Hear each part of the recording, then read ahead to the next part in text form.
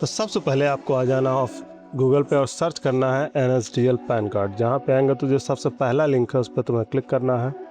उसके बाद यहाँ पे आओगे तो यहाँ पे तुमको कुछ ऐसा इंटरफेस देखने के लिए मिल जाएगा। दो बटन मिल जाएंगे, एक न्यू एप्लीकेशन का, एक रिज्यूम एप्लीकेशन का। जो तुम पहली बार अप्लाई करो नए पैन कार्ड के लिए तो तुमको न्यू एप्लीकेशन पे जाना है। ये येलो कलर का वो ऑटोमेटिक सेलेक्ट रहता है। उसके बाद नीचे ऑप्शन मिलेगा select pan card application type. Application type में जब जाओगे तो यहाँ पे आपको तुम मिल जाएगा। यहाँ पे हमको अगर इंडिविजुअल किसी एक आदमी के लिए पैन कार्ड बनाना है तो यहाँ पे फॉर्म नंबर 93 सेलेक्ट करना है। यानी जो फॉर्म नंबर 94 है इसको हमको तब सेलेक्ट करना है जब हम किसी प्रॉपर्टी का या किसी बिजनेस का या किसी सोसाइटी का पैन कार्ड अगर हमको बनाना है। 95 96 उनके लिए है जो फॉरेन कंट्री, क्लियरली यहाँ पे लिखा हुआ कि मतलब वो इंडिया नहीं, इंडिया से बाहर के हैं। और जो लास्ट वाला ऑप्शन है पैन कार्ड में करेक्शन, तो अगर किसी के पैन कार्ड में कोई करेक्शन है तो वो यहाँ से कर सकता है। तो आज हम बात करेंगे नए पैन कार्ड के लिए, इसलिए हम यहाँ पे फॉर्म नंबर 93 सेलेक्ट कर लेंगे।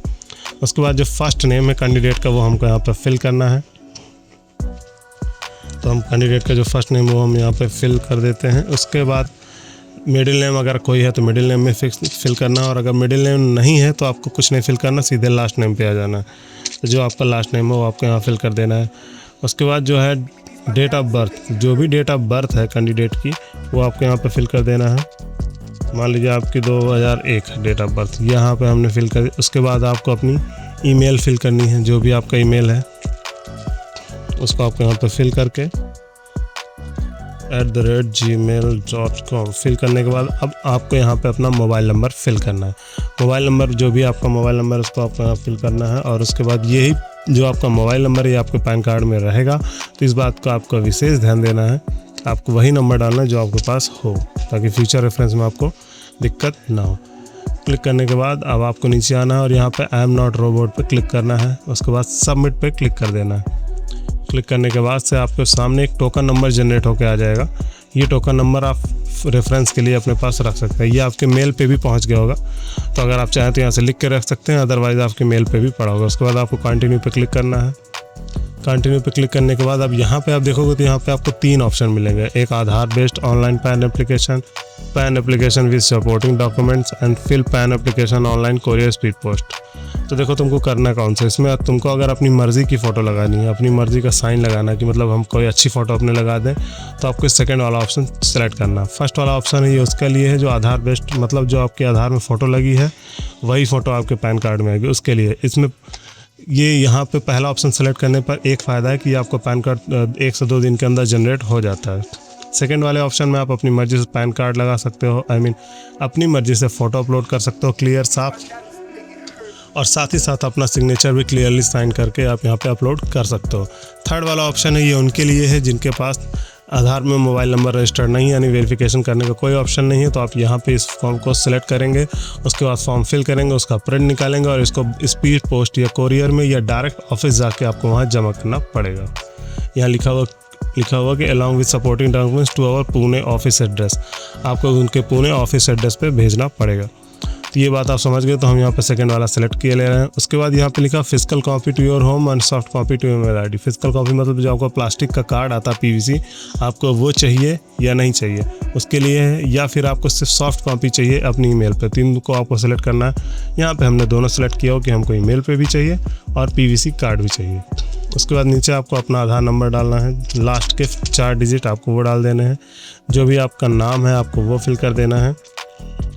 यहाँ पर नाम जो आप फिल करेंगे ये पूरा फिल करेंगे, जो आपके आधार कार्ड में पूरा लिखा हुआ है तो आपको यहाँ पे फिल कर देना है। मैं ये एक डेमो के रूप में ABC कर रहा हूँ, तो आप उसको देख के परेशान मत होना।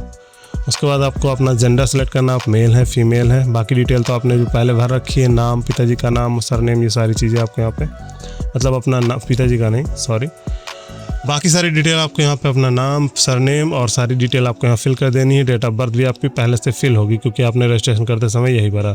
उसके बाद रजिस्ट्रेशन नंबर ये आपका लॉक है क्योंकि आप पर्सनल के लिए भर रहे हैं, इसलिए आपको यहाँ पे नहीं करना है।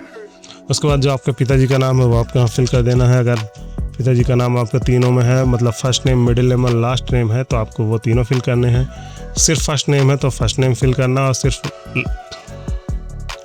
फर्स्ट नेम और लास्ट नेम है तो आपको दोनों यहाँ पे फिल करना है। और अगर सिर्फ एक ही नाम है, मतलब जैसे मान लीजिए बहुत सारे बच्चों को सिर्फ लिखा हुआ रमेश बस लिखा हुआ, मान लीजिए किसी के पिताजी का नाम आगे सर नेम नहीं लिखा, तो आपको फर्स्ट नेम में नहीं फिल करना वो चीज़, वो आपको लास्ट नेम पे, क्योंकि ये कंपलसरी स्टार का मार्क्स लगा हुआ है, तो आपको ये लास्ट वाले में फिल करना है। तो इस बात का भी आपको ध्यान देना पड़ेगा, अदरवाइज़ आपका फॉर्म फिलअप नहीं होगा। उसके बाद आपको अपनी माताजी का नाम, जो भी माताजी का नाम है वो फिल करना है, और उसके बाद नेक्स्ट पे क्लिक कर देना है। उसके बाद देखोगे तो यहाँ पे इनकम के कई सारे ऑप्शन दे रखे हैं कि अगर आप सैलरी पर्सन हो या इनकम आपकी बिजनेस से है तो आपको वो सिलेक्ट करना है, अगर आपकी सैलरी आती है तो आपको वो सिलेक्ट करना है। फिर नीचे एक ऑप्शन है इनकम फ्रॉम अदर सोर्सेज, ये उसके लिए है जिनके पास किसी अदर सोर्स से इनकम आ रही है, रेंट आ रहा है या किसी तरीके से किसी स्टॉक में इन्वेस्टेड है उसकी तरफ से पैसे आ रहे हैं, कहीं ब्याज में पैसे चढ़ाए, कुछ भी तरीके से पैसे आ रहे हैं तो वो आपको यहाँ बताने। हालांकि बनता है इनकम टैक्स डिपार्टमेंट, अगर आप यहाँ छुपाओगे तो भी उनको पता चल ही जाएगा। तो अभी फ़िलहाल जो हम यहाँ पे सिलेक्ट करेंगे वो नो इनकम सेलेक्ट करेंगे, क्योंकि जो जनरली पैन कार्ड बनता है वो 18 साल 19 साल के बीच में बनता है और उस समय हमारी कोई इनकम होती नहीं है, तो यहाँ पे हम नो इनकम सेलेक्ट कर दे रहे हैं। उसके बाद जो एड्रेस फॉर कम्युनिकेशन है, तो यहाँ पर आपको रेजिडेंस सेलेक्ट करना है, जो भी आपका रेजिडेंस है उसका आपको एड्रेस यहाँ पर फिल कर देना है। तो आप अपने हिसाब से जो भी आपका पता लगता हो, गांव मोहल्ला शहर जो भी लगता है वो आपको यहाँ फिल कर देना, तहसील फिल कर देनी है।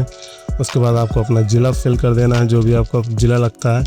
उसके बाद आपको कंट्री का ऑप्शन आएगा, तो यहाँ पे जो आपकी कंट्री है वो जो कि इंडिया सभी के लिए है, क्योंकि हम इंडिया के ही बंदे हैं तो इंडिया भर फिल करेंगे, तो यहाँ पर हमको इंडिया कर देना है। उसके बाद यूनियन टेरेटरी मतलब अपना स्टेट सेलेक्ट करना है, तो जो भी आपका स्टेट लगता है वो आपको यहाँ पर फिल कर देना है। उसके बाद पिन कोड फिल करना है आपको शहर का। अभी फ़िलहाल के मैं कुछ भी डाले दे रहा हूँ, उसके चक्कर में मत आप रहना कि मैं कुछ भी डाले दे रहा हूँ, उसके चक्कर में आप परेशान मत होना। उसके बाद आपको अपना फ़ोन नंबर सेलेक्ट करना है, यहाँ पे कंट्री कोड, तो कंट्री कोड हमारा इंडिया पे है तो इंडिया यहाँ पे सेलेक्ट करेंगे, जैसे आएगा तो इंडिया सेलेक्ट कर देंगे। ऊपर वाला जो एड्रेस है वो ऑफिस एड्रेस, अगर किसी का ऑफिस एड्रेस है तो वो भी आप यहाँ पर फिल कर सकते हैं। उसके बाद ईमेल आपका पहले से फील्ड है जो आपका फील्ड होना चाहिए। उसके बाद रेसिडेंशियल स्टेटस है, तो रेजिडेंट आपका कहाँ है ये आपको यहाँ बताना। नॉन रेजिडेंट उसके लिए है जो इंडिया से बाहर है। और एक ऑप्शन और यहाँ पे अब आ गया है, resident but not originally resident, मतलब यहाँ हैं यहीं के लेकिन यहाँ के ओरिजिनल यहाँ पे नहीं है, स्पेशल है। तो आपको वो सब कहानी पर ध्यान नहीं देना, आपको सीधे रेजिडेंट वाले ऑप्शन पर सेलेक्ट कर देना है। उसके बाद अगर आपके पास पासपोर्ट डिटेल है तो आपको वो देनी, हालांकि ये कंपलसरी नहीं है तो मत ही देना, कोई नीड नहीं है इसकी। उसके बाद रिप्रेजेंटेटिव एसेंसी उसके लिए जिसको अगर किसी का माइनर का पैन कार्ड बनना है, यानी 18 साल से कम का कोई बंदा है तो उसके लिए आपको यहाँ पे रिप्रेजेंटेटिव असिस्टेंस की ज़रूरत पड़ेगी, तो यहाँ पे आपको यस करना होगा और उसकी डिटेल यहाँ पे फिल करनी होगी। पर यहाँ पे माइनर अगर नहीं है तो नो करके आगे बढ़ेंगे। उसके बाद आप देखोगे तो एरिया कोड एक मांगे हुए, तो यहाँ पर आपको अपना एरिया कोड फिल करना है। ये तो तुमको पता होगा नहीं, क्योंकि इनकम टैक्स जो है वो पूरे इंडिया को अलग अलग भागों में बांटा हुआ है, अलग अलग जोन है, अलग अलग उस हर एरिया का अलग अलग कोड है, एओ कोड है, रेंज कोड है, अलग अलग कोड है, तो हमको पता तो रहता नहीं। तो हम यहाँ पे आएंगे, एक ऑप्शन मिलेगा इंडियन सिटीजन का, इस पर तुम्हें सेलेक्ट करना है।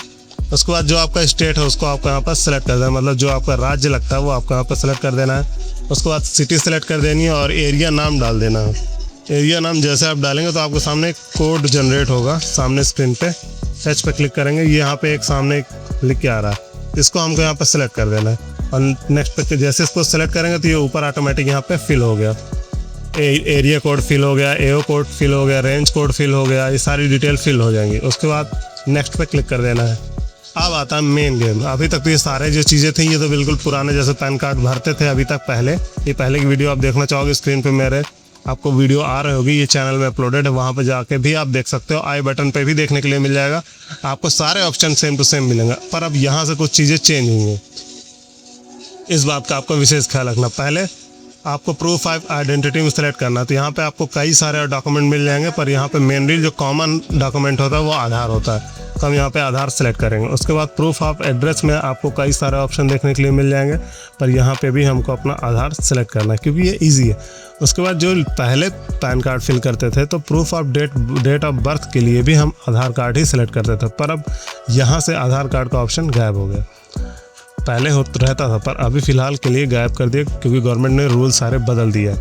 तो अब आपके यहाँ पे ये तो आपके पास बर्थ सर्टिफिकेट हो या पेंशन पेमेंट ऑर्डर हो, जो अगर अब मैरिज सर्टिफिकेट का हो, मैट्रिकुलेशन सर्टिफिकेट यानी 10th की मार्कशीट हो, डीएल हो, डोमिसाइल सर्टिफिकेट हो, कुछ ना कुछ इनमें से एक अलग से डॉक्यूमेंट चाहिए। पूरी लिस्ट है, आप यहाँ पे देख सकते हैं। इनमें से कोई ना कोई एक डॉक्यूमेंट चाहिए जिसके ऊपर आपकी डेट ऑफ बर्थ मेंशन हो और वो आपके आधार कार्ड की जो डेट ऑफ बर्थ है उससे मैच करती हो, तभी आपके यहाँ पे पूरी डिटेल आपके आधार के हिसाब से मैच आ जाएगी। क्योंकि अगर मिसमैच हो गया डिटेल तो आपके आधार को आपको फिर से अपडेट कराना पड़ेगा। तो इस बात का आपको विशेष ध्यान रखना कि जो डिटेल आपके आधार कार्ड में है वही डॉक्यूमेंट्स आपको यहाँ पे लगाने हैं, ताकि आपका डेट ऑफ बर्थ का भी दोनों मैच हो पाए। यहाँ पे जनरली सबका जो 10th का सर्टिफिकेट होता है बच्चों का वो मैच होता है, क्योंकि वो आधार कार्ड में उसका नाम, date of birth, father's name, सारी चीज़ें आधार के हिसाब से, और मैट्रिकुलेशन यानी 10th का सर्टिफिकेट दोनों की डिटेल सेम होती है। तो हमको यही सेलेक्ट कर देना है। अब बात आती है कि बहुत सारे किसी के पास नहीं है, या कोई एज का आदमी हो गया उसके पास ना बर्थ सर्टिफिकेट है, ना मैट्रिकुलेशन है, ना DL है, या DL है भी तो उसके पास कोई उसकी डिटेल मिसमैच है। तो अब वो क्या करे, तो उसके लिए मैं आपको एक अलग वीडियो बना के दूंगा कि अगर आपके पास इन लिस्ट में जो दिए हैं वो कागज़, जो नॉर्मल कागज़ है या जो जनरल यूज़ में कागज़ है, जैसे 10th का certificate, voter ID, DL, birth certificate, ये सब नहीं है, तो आपको क्या करना चाहिए कि जिसकी वजह से आपका पैन कार्ड अगर आपका कोई करेक्शन है तो आप करेक्शन भी कर पाएंगे, और अगर आपको नया अप्लाई करना तो आप नया भी अप्लाई कर पाएंगे। तो वो बात करेंगे अगली वीडियो में। अभी फ़िलहाल जो है मैट्रिकुलेशन सर्टिफिकेट हम सेलेक्ट किए दे रहे हैं, 10th की मार्कशीट। उसके बाद यहाँ पे आई डिक्लेरेशन पे एक आपको देखने के लिए मिल रहा होगा। उसके बाद कैपेसिटी, यहाँ पे सेल्फ रिप्रेजेंटेटिव, यहाँ पे आपको सेलेक्ट करना है सेल्फ को।